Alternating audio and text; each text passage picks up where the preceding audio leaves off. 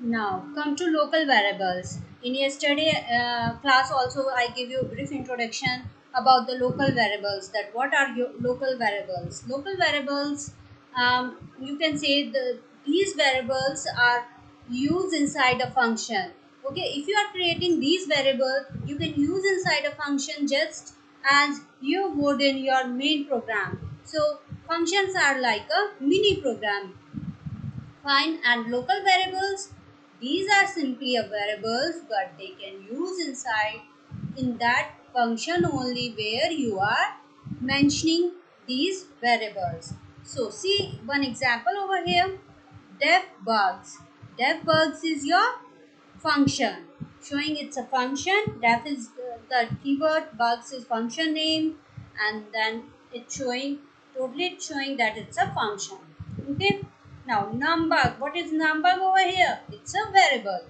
And what kind of variable? Integer variable. So input how many bugs, it's showing how many bugs are there. Then print numbugs, you are printing the variable over here, and then after that you are calling bug function. So it will, see here, it's a local variable. It will work inside this function only, not outside this function. So however variable that are defined inside of a function are considered local to that function. This means that they only exist within that function. Object outside the scope of a function will not be able to access that variable. See one more example over here. Define bugs, the same, num bugs, then integer, how many bugs, then it will print variable, bugs is again we are calling, so it's showing print num bugs. Why it's showing error? Because variable num bugs does not exist in the scope.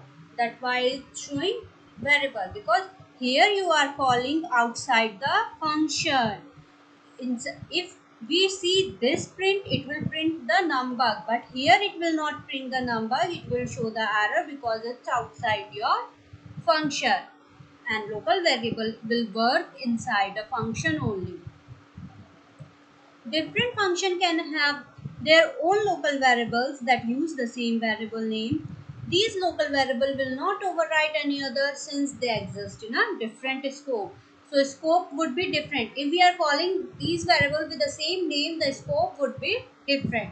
See here, the function is different New Jersey number one variable, then you are printing the value of number. Similarly here you will see the name in the New York, in New York function numbers, the variable name is same but the function get differ. So whenever you call New Jersey function, the value will 1000, and when you call New York, it will be changed to 2000. For this function the number, this number will work, and for this function this number will work.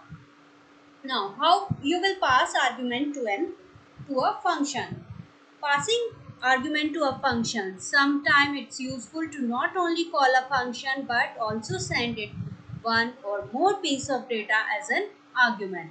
Till now we haven't called any argument, we haven't passed any parameters inside your function, but now we will see how we can call a argument. This process is identical to that what you have been doing with the built-in function we studied so far. X is equals to random dot randint 1 5. That means you are passing, you are sending two integers, and the integers are 1 and 5. We will see the another function here, random dot random length Obama. It will gives you the length of a string, and you are passing one parameter, that is Obama. See how will you pass in a function. Def squared num is your function, you are passing num here. See, okay, when you print num into 2, num double into 2, that means the power of num is 2. Num assume the value of the argument that is passed to the function. Fine, here you are again calling a function with the value of the argument you are passing over the function. See here, so your num is 5 over here, and the power of 5 is to 2 is equals to 25. Passing argument to a function. When passing argument to, you need to let your function know what kind of data it should accept in your function definition. You can do this by establishing a variable name in a function definition. This variable will auto-declared every time you call your function and will assume the value of argument passed to the function. See, what's the benefit of passing an argument? It's a benefit whenever in a program, if you call the same function, suppose 10 times, and you want to every time you want to change the variable, if value of your argument, if you pass the argument, whenever whatever value you want to pass, you can give by calling it, you can pass that value. Passing multiple argument to a function. Yeah, you can pass multiple argument also to a function. You can actually pass any number of arguments to a function. One way to do this is to pass an argument by position. Okay, by position. See here. Again, your function is depth, average, num. How many arguments you are passing? 1, 2, and 3. 3 arguments you are passing. See, sum here is num 1, 2, 3. Then average, sum divided by 3. Print average. Here you are printing average function. Okay, and the value average variable. Yeah, value in average you are passing 100, 90 and 92. It will sum these values and divide it by 3. The result will the programming challenge.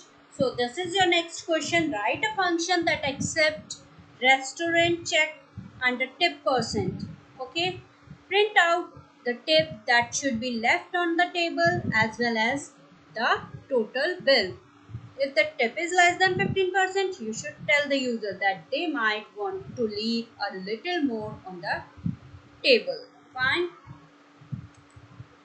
One more program, you have to do this. Write a program that asks user to enter 2 points on a 2D panel.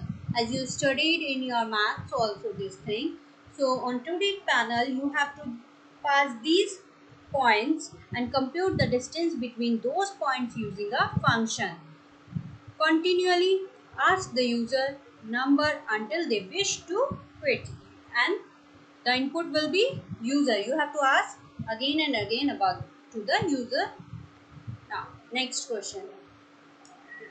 Write a joke generator that prints out a random knock joke extension. Write a drum roll function that pulls the program for dramatic effect. Have the drum roll function accept a parameter that controls how long it should pause. Next is argument mechanics. What is argument mechanics? When we pass an argument to a function in Python, we are actually passing its value into the function, as you already seen in last slides, and not an actual variable. See here, this is your function printing function got the value of b is equals to 10. Then argument is now b. The value becomes 10. MyVar is equals to 5. Print MyVar change me MyVar. Now here see the value of variable is changed. Till here it will work for v. Now from here it will work for MyVar. Okay. Now next. Argument mechanics. We call the behavior passing by values. See, in last example, you have seen that we are passing by the value function. Here we are passing value v. So here we are passing by v. But in here the function name is same. The variable get changed, and we are passing by a value. We are essentially creating two copies of a data that is being passed, one that stays in the main program and one that is passed as an argument in our function. This behavior allows us to set up a one-way communication mechanism. We can send data into a function as an argument, but the function cannot communicate back by updating or changing the argument in any way. We will talk about how to communicate back to a caller in just a second. Global variable. Come. So, um, when if you the picture of local variable is clear. Global means it's global. The variable is calling outside the function, and whenever wherever you want to use that variable, it can be global, it can be called anywhere. When you create a variable inside a function, we can say that is a local to that function. This means that is only be accessed by a statement inside the function that created it. When a variable is created outside all of your function, it is considered as a global variable.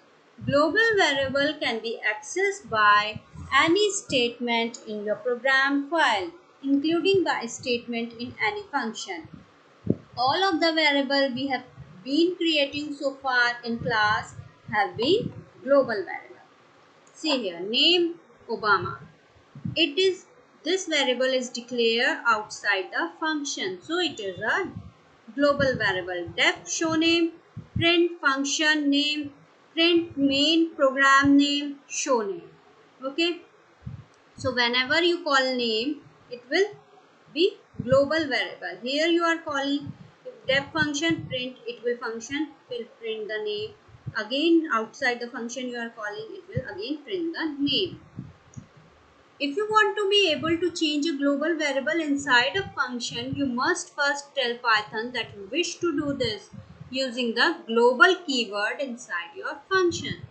See here, if you want to change, the name. Here your variable is declared. Okay. Now function you clear, you say that its name is a global variable. Fine. And you want to change the value of this name inside this function. That's why you are saying the name is global variable. Here it will print Obama. When you change the value to John, now it will print John. Okay. Print main program one name, then show name. Again you are calling print main program two name. Okay. So global variable can make debugging difficult because you will get confused with the same name. How many times you are changing Obama, then John, then other name. So you will get confused. Debugger will get confused. It's quite difficult for the debugger. Functions that use global are generally dependent on those variables, making your code less portable. With that said, there are many situations which using global variables make a lot of sense. Programming challenge: write a program, very brief, choose your own adventure style name using functions. Okay, you can write any group for a global variable. Here is one more, leave it because for today you will get more questions. Value returning function. Value returning function are a function that return a value to the part of the program that initiated the function call. They are almost identical to the type of functions we have been writing so far, but they have the added ability to send back information at the end of function call. We have secretly been using all semesters. Some string input, tell me your name, some number, random, dot reddent 1 and 5. How you will write your own value returning function. You almost the same syntax for writing a value returning function as you would for writing a normal function. The only difference is that you need to include a return statement in your function to tell Python that you intended to return a value to calling program. Return statement causes a function to end immediately. It's like break statement for a loop. A function will not proceed past its true statement. Once encountered control to the program, it returns back to the caller. Now see how you will return your own value to function. How you will create def function. You will write over here your statements, then return expression. Here you are returning this function. So how you will return? Like this. If you want to call again the function, how you will do? Return value equals to my function, and you are passing two values 10 and 50. Fine. I hope it's clear. Now write a function that takes two age values as an integer, add them up and return the result as an integer. You have to this question you have to do because it's very important question if you want to how function will return an value. The things are same, but only the difference is that you have to return the value. Again, if any part of a my slides, like we are saying function, three or more programs are there for your assignment, you can attempt any two. Okay, again the same with returning value. Remember, the same question is given over here, but you have to return a value here.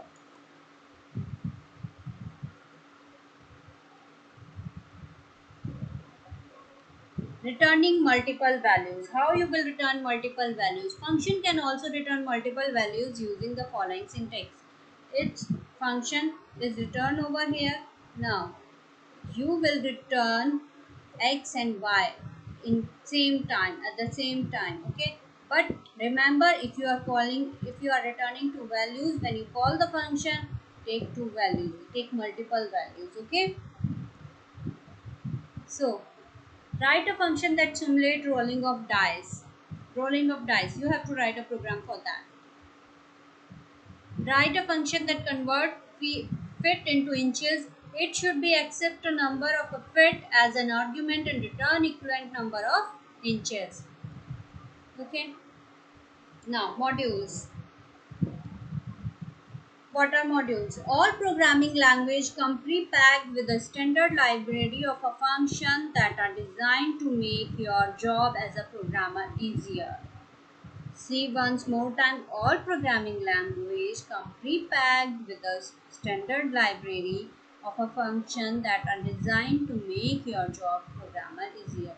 As you see, when you use math function, you are importing math module.